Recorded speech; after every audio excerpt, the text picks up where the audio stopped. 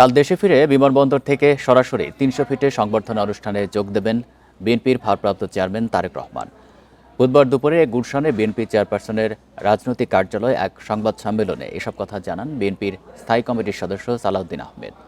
তিনি জানান, তারেক রহমান বিমানবন্দর থেকে প্রথমে ৩০০ ফিটে সংবর্ধনা অনুষ্ঠানে অংশ নেবেন। সেখানে তিনি একাই বক্তব্য রাখবেন।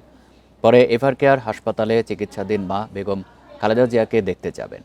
এরপর যাবেন গুলশানের বাসায়। শুক্রবার বাদ-জুমা জিয়াউর রহমানের কবর জিয়ারত করে যাবেন জাতীয় স্মৃতিসৌধে। নতুন রিন গভীর থেকে পরিষ্কার করে কাপড়কে রাখে নতুনের মতো উজ্জ্বল। নতুন Rin advanced powder. ২৭ December Tarique Rahman voter তালিকার জন্য আবেদন করবেন। এরপর তিনি হাদির কবর জিয়ারত করে জাতীয় অর্থোপেডিক হাসপাতালে আহত জুলাই যোদ্ধাদের দেখতে যাবেন। এদিকে তারেক রহমানের নিরাপত্তায় সব ধরনের প্রস্তুতি নেওয়া সহ নেতাকর্মীদের কাঞ্চন ব্রিজ হয়ে ৩০০ ফিটের সংবর্ধনা অনুষ্ঠানে আসার আহ্বান জানিয়েছেন সালাউদ্দিন আহমেদ। তিনি বাংলাদেশ বিমানের এক নিয়মিত ফ্লাইটে লন্ডন থেকে বাংলাদেশ সময় মধ্যরাতে হিথ্রো বিমানবন্দর থেকে যাত্রা করে আগামীকাল সকালে সিলেটে যাত্রা বিরতির পর বেলা 11টা 50 ঢাকায় অবতরণ করবেন ইনশাআল্লাহ। বিমানবন্দরে তাকে অনাড়ম্বর অভ্যর্থনা জানাবেন বিএনপির স্থায়ী কমিটির সদস্যবৃন্দ।